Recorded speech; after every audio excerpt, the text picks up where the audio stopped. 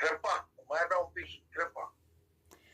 Și eram și dezbrăcat, să moară mama, eram dezbrăcat. A, deci până în final ai futut-o pe Crăciunească. Că de asta, dacă 3 zile, nu te-ai dus tu ca prostul să stai 3 zile la o femeie.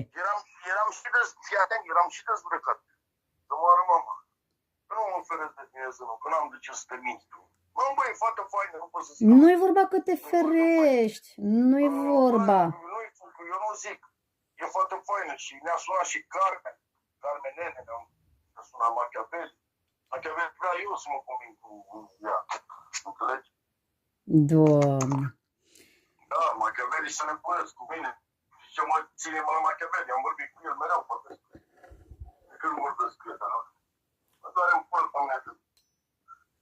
Pot să zic, bă, că e foarte fain, să mă Da, ai futut-o? Asta mă interesează, ca să știu să nu mă culc cu tine și după aceea să